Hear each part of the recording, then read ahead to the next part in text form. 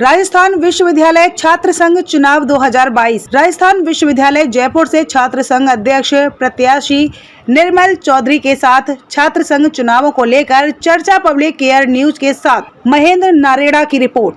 Rajasthan university के election 26 तारीख को होने वाले हैं। अभी नामांकन की डेट 21 से 18 की होने वाली है। हमारे साथ हैं निर्मल चौधरी जी। उनसे जानेंगे कि यूनिवर्सिटी के इलेक्शन को लेकर क्या उनके मुद्दे, किस तरह से रणनीति लेकर वो काम करने वाले हैं। तो स्वागत है आपका हमारे साथ जुड़ने के लिए चौधरी जी। हमारा पहला सवाल आपसे रहेगा कि यूनिवर्सिटी इलेक्शन को लेकर किस तरह रणनीति, किस तरह आप काम करके इलेक्शन लड़ने वाले हैं। देखो साहब, मैंने धरातल पे कार्य किया है। मैं ये नहीं चाहता एक बैनर पोस्टर लगा कर मैं चुनाव लड़ दूँ। कोविड जैसी महामारी का टाइम था, उस संघर्ष भरे समय के अंदर मैं हमेशा स्टूडेंट के साथ कंधे से कंधा मिला के मजबूती से खड़ा रहा। और सबसे बड़ी बात यह है कि उस टाइम जब चुनाव की घोषणा नहीं हुई थी, चुनाव का कोई आधार नहीं था, तब स्टूडेंट एडमिशन लेने के लिए आ रहे थे उस महामारी के समय में। तब मैं अकेला ऐसा व्यक्ति था, एक ऐसा छात्र नेता था जो मेरी पूरी टीम के साथ मैं लोगों की मदद करने के लिए उनके संघर्ष के अंदर मैं भागीदार बन रहा था, संघर्ष का साथी बन रहा था। आज चुनाव हो रहे हैं तो राजस्थान यूनिवर्सिटी के अंदर पिछले कई महीनों से नए नए छात्र नेता आ रहे, पार्टियां एक्टिव होगी। मेरा मानना ये है कि आप जितने, जब चुनाव की घोषणा हो गई, आपको पता लग गया चुनाव होंगे, तब आप इतने एक्टिव हो गए। उससे पहले आपने धरातल पे कार्य क्यों नहीं किया? स्टूडेंट है, राजस्थान विश्वविद्यालय के सबसे बड़े विश्वविद्यालय के स्टूडेंट जो पढ़ने आ रहे हैं, पढ़े लिखे स्टूडेंट है, उनको ये पता है कि कौन से छात्र नेता ने, कौन सी पार्टी ने धरातल पे कार्य किया है और कौन अपने लिए आगे भी लड़ता रहेगा। मेरा सिर्फ ये मकसद नहीं है कि राजस्थान विश्वविद्यालय का अध्यक्ष बन के मैं किसी एमएलए एमपी की तैयारी में लग जाऊं। मैं यही धरातल पे रह के स्टूडेंट के बीच में ही संघर्ष करूंगा आगे भी। राजस्थान यूनिवर्सिटी के अंदर जब कठिन समय, कठिन परिस्थितियां रही, तब स्टूडेंट के लड़ने के लिए मैं हमेशा 24 घंटे उनके बीच तैयार खड़ा रहता था। जब कभी स्टूडेंट कोई कहीं भी कमजोर अपने आप को महसूस करते थे, कि समस्या का उनके सामने आती थी, समाधान करने के लिए, उनका संघर्ष का साथी बनने के लिए मैं हमेशा उनके बीच मौजूद होता था। क्या आप बदलाव चाहते हैं कुछ यूनिवर्सिटी के अंदर, कुछ ऐसी कुछ आपके मुद्दे हों जिनको लेकर कि हम यूनिवर्सिटी में आगे अगर हम विजेता होंगे तो क्या बदलाव चाहेंगे यूनिवर्सिटी के अंदर? मैं सबसे पहले तो यहाँ आज राजस्थान विश्वविद्यालय की शिक्षा का स्तर इतना गिर गया है कि स्टूडेंट राजस्थान यूनिवर्सिटी के अंदर अब एडमिशन लेने से धीरे धीरे कतराने लग गए, अवॉइड करने लग गए। प्राइवेट यूनिवर्सिटियों के अंदर ज़्यादा पढ़ना लिखना उचित समझ रहे हैं। मैं ये मान रहा हूँ कि यहाँ का शिक्षा का स्तर इतना उच्च हो जाए, क्योंकि यहाँ जो प्रोफेसर है, जहाँ शिक्षक है, ऐसे प्राइवेट यूनिवर्सिटियों के पास नहीं है। टॉप के शिक्षक यहाँ हैं, टॉप क्वालिटी वाले शिक्षक यहाँ हैं।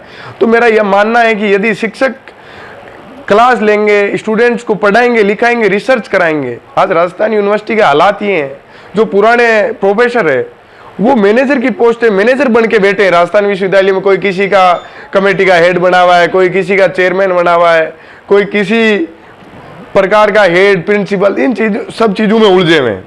ना कि शिक्षक का सबसे पहला धर्म ये होता है कि वो शिक्षा दे, रिसर्च कराए, स्टूडेंट को पढ़ाए लिखाए। उन चीज़ों के आज राजस्थान विश्वविद्यालय में कोई मायने नहीं है। मैं उन चीज़ों में बदलाव करूंगा। एक सबसे बड़ी बात यह है कि मैं राजस्थान विश्वविद्यालय की शिक्षा की प्रणाली डिजिटल होनी चाहिए। यहाँ के क्लासरूम डिजिटल होने चाहिए। आज से 10 साल पहले जैसा क्लासरूम था, जैसा भवन था, वैसी स्थिति आज है। राजस्थान विश्वविद्यालय के अधिकतर भवन जर्जर हो गए, अधिकतर छात्रावास जर्जर हो गए। कभी कोई छज्जा गिर रहा है, कभी कोई प्लास्टर गिर रहा है। स्टूडेंट की कई तो ऐसी घटनाएं हुई जिसके अंदर स्टूडेंट की मौत होते होते बची, मौत के मुंह में से निकल के स्टूडेंट आए। तो राजस्थान विश्वविद्यालय के अंदर इन सब बदलाव की जरूरत है कि यहाँ जो भी भवन बने हुए उनकी मरम्मत होनी चाहिए। क्लासरूम की जो फर्नीचर है, ब्लैक बोर्ड है, उनमें बदलाव होना चाहिए। शिक्षा डिजिटल होनी चाहिए। क्या पता आज जैसी अभी जिस महामारी का अपन ने, कोरोना जैसी महामारी का सामना किया, ऐसी महामारी दोबारा आ गई तो शिक्षा के वही बुरे हाल हो जाएंगे। तो डिजिटल शिक्षा प्रणाली होगी तो घर बैठे बैठे भी शिक्षा से जुड़े रह सकते हैं स्टूडेंट इससे दूर नहीं हो, शिक्षा से जुड़े हुए रहे। और आज राजस्थान विश्वविद्यालय में लगभग 30,000 स्टूडेंट पढ़ते हैं और वहाँ छात्रावासों के रहने की सीटें लगभग कोई 5 से 7% होगी। तो मेरा मानना ये है कि दूर दराज गाँव से जो स्टूडेंट आते हैं उनको यहाँ रहने के लिए 50% सीटें होनी चाहिए। राजस्थान में कम से कम 15,000 स्टूडेंट के छात्रावास उनमें रहने की सीटें होनी चाहिए। खाली जमीन पड़ी है आज राजस्थान विश्वविद्यालय के अंदर। सरकार को इस ओर ध्यान देना चाहिए कि यहाँ 200 विधानसभा के स्टूडेंट पढ़ते हैं। आप लोग बात करते हो बेरोजगारी दूर करने की, गरीबी दूर करने की, वो कैसे होगी? एक शिक्षा ही ऐसा माध्यम है जिसका स्तर यदि उच्च होगा तो बेरोजगारी, गरीबी, सब चीजें दूर हो जाएगी। आप लोग चुनाव से पहले वादे बड़े बड़े कर जाती है सरकारें कि छात्रा शिक्षा मुफ्त में होगी, फला मुफ्त में होगा, ये कार्य करेंगे। आज धरातल पे देखो आप क्या कार्य कर रही है सरकार। क्या राजस्थान विश्वविद्यालय को यूजीसी का जो बजट आता है, निर्धारित बजट आता है, उसके अलावा आज तक एक पैसा भी सरकार ने दिया है? कितने साल हो गए छात्र यहाँ पढ़ने आते हैं, कोई सरकार को मतलब ही नहीं। आज राजस्थान का सबसे बड़ा और प्रतिष्ठित विश्वविद्यालय है। मेरा तो यही मानना है कि स्टूडेंट के बीच रह के उनके संघर्ष में शामिल होना, उनकी समस्याओं का समाधान करना एक छात्र नेता का यही धर्म होता है। चुनाव लड़ना, हारना, जीतना, होना, नहीं होना, ये चीजें मायने नहीं रखती। जिस तरह कि आपने कहा कि अब संघर्ष के अंदर स्टूडेंट छात्र रहेंगे, जैसे कि अभी हाल ही में देखा जा रहा है कि राजस्थान यूनिवर्सिटी के अंदर एक बच्चे की हत्या की जो हुई है जालोर के अंदर, तो एक प्रदर्शन चल रहा है, उसके बारे में क्या विचार हैं आपके? सबसे पहले तो मैं आपको ये बताना चाहूंगा कि आज भारत के अंदर शिक्षक भी कोई ऐसा है जो पीट पीट के मार देता है, मौत के मुंह में धकेल देता है, एक मासूम की जान ले लेता है। वो कोई जाति धर्म मायने नहीं रखता कि किस जाति का स्टूडेंट था तो उसको मार दिया, पीट दिया। आप किस इंसान को मार रहे हो, पीट रहे हो, जाति धर्म किस चीज का है? आज अपन एक छत के नीचे इतने लोग बैठे हैं, किसकी क्या जाति है, किसका क्या धर्म है, वो अपने लिए मायने रखता है? अपने लिए मायने नहीं रखता है। तो मैं ये मानता हूं कि आज इस समाज के अंदर ऐसे शिक्षक होंगे तो इस भारत देश का आने वाले समय में क्या हालात होंगे। एक शिक्षक आतंकवादी का रूप ले लेगा तो स्टूडेंट के अंदर क्या मैसेज जाएगा। मैं मानता हूं कि सरकार को ये निर्णय लेना चाहिए कि कड़ी से कड़ी सजा देनी चाहिए और ऐसी घटना जीवन में दोबारा नहीं हो, इसके लिए ऐसे कदम उठाने चाहिए, समाज को जागरूक करना चाहिए। मेरा पहले तो ये मानना है कि जब एक शिक्षक अपनी मटकी में से स्टूडेंट को पानी नहीं पीने देता है तो उसकी मान्यता ही रद्द कर देनी चाहिए। फिर वहां के कलेक्टर क्या कर रहे हैं, वहां का प्रशासन क्या कर रहा है? आज इतनी बड़ी घटना घटने के बाद में तो प्रत्येक हर कोई आदमी उन चीजों के बारे में बोलना चाहता है। सरकार को निर्णय लेना चाहिए, कलेक्टर को भी। जो प्राइवेट स्कूलों के आप जगह जगह प्राइवेट स्कूलें खुल रही है, उनकी हर महीने, 6 महीने, साल के अंदर उनकी चेकिंग होनी चाहिए। वहां क्या व्यवस्थाएं हैं, किस प्रकार की चीजें चल रही हैं, इन सब चीजों का जायजा लेना चाहिए सरकार को। घटना घटने के बाद तो आप मुआवजा दे दोगे, सारी चीजें कर दोगे। आज समाज का वो दौर है, वो सदी है कि आपको एडवांस होना पड़ेगा कि कोई घटना घटने से पहले उस चीज के बारे में सरकार को पता होना चाहिए और उसका समाधान निकलना चाहिए। सर, जैसे आपने बताया कि युवाओं में बेरोजगारी बढ़ रही है, लेकिन भारत सरकार तो प्राइवेटाइजेशन कर रही है, उसको लेकर मतलब आप एक छात्र होते हुए और सबसे बड़े जो राजस्थान का विश्वविद्यालय, वहाँ से आप चुनाव लड़ रहे हैं, वहाँ से आप मतलब प्रतिनिधित्व करोगे अगर आप प्रेसिडेंट बनते हो तो इसको लेकर आपके क्या राय रहेंगे, मतलब आगे आप क्या कदम उठाओगे? देखो साहब, शिक्षा उच्च स्तर की मिलेगी स्टूडेंट्स को तो चाहे प्राइवेट हो चाहे सरकारी हो, कहीं भी जाएगा तो अच्छा कमाएगा और समाज के अंदर अच्छा कार्य करेगा। लेकिन पहला धर्म तो ये है कि शिक्षा का स्तर उच्च होना चाहिए, प्रत्येक स्टूडेंट को अच्छी शिक्षा मिलनी चाहिए। जी, और आप मतलब ये आपका मतलब जैसे आप छात्र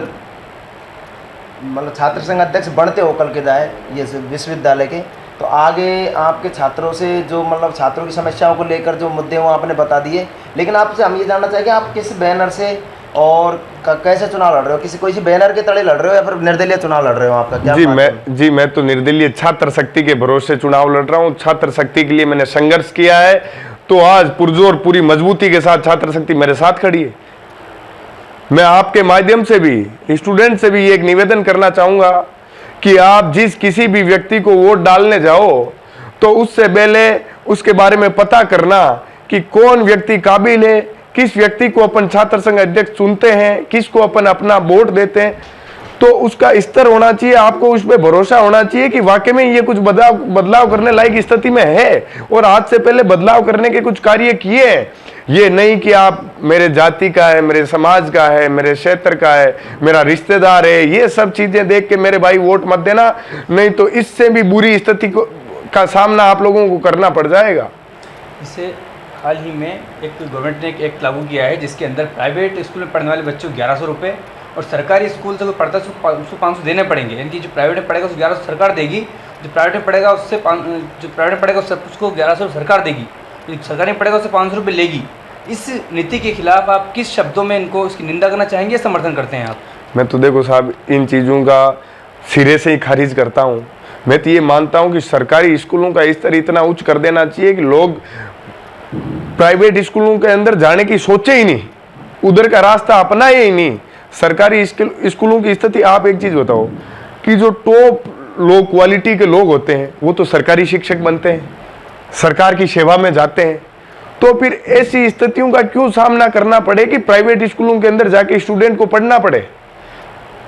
लेकिन इनडायरेक्टली सरकार समर्थन कर रही है ना उनका। सरकार इस तरह जो नीति लेके आ रही है, इससे ये कहीं ना कहीं आगे जाके प्राइवेटाइजेशन की तरफ बढ़ रहा है, इसके लिए क्या कहेंगे? मैं इसी के लिए तो कहना चाहता हूं, जब वोटर संभलेगा और सोच समझ के अपना वोट देगा और जो काबिल व्यक्ति होगा उसको चुनेंगे, तो इन ऐसी स्थितियों का सामना नहीं करना पड़ेगा। और आप बिना सोचे समझे, जाति क्षेत्र रिश्तेदारी समझ के, समाज का समझ के वोट करोगे तो इससे भी बुरी स्थितियों का आप लोगों का सामना करना पड़ सकता है।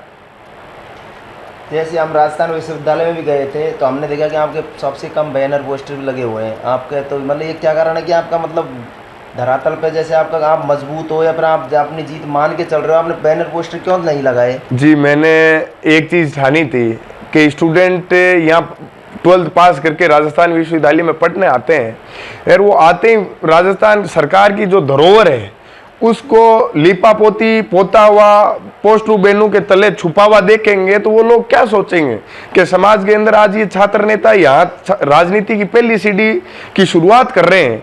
यही स्थिति ये है कि ये पोस्टर धरातल पे कार्य करना नहीं चाहते। मैंने कभी सस्ता प्रचार का तरीका या रास्ता नहीं अपनाया। मैंने हमेशा एक ही चीज ठानी कि मैं धरातल पे संघर्ष करूंगा और प्रत्येक एक स्टूडेंट के संघर्ष में मैं उनके साथ खड़ा रहूंगा, उनकी समस्याओं का समाधान करूंगा। इसीलिए मैंने पोस्टर बैनर को जगह नहीं दी। मैं लोगों के दिलों में ज्यादा रहना पसंद करता हूं। पोस्टर बैनर तले मैं नहीं दबना चाहता और ना इस विश्वविद्यालय को दबाना चाहता। और भी कुछ आप न्यूज़ के माध्यम से, हमारे पब्लिक केयर न्यूज़ के माध्यम से मतलब कुछ संदेश देना चाहेंगे अपने समर्थकों को, तो आप दें। साथियों, मैं आप लोगों को एक चीज बताना चाहता हूं कि आप लोग यदि छात्र राजनीति से ऐसे छात्र नेता को चुनना सीख लोगे, ऐसे छात्र नेता को वोट करना सीख लोगे कि उसके बाद उसके काम को देख के वोट दो।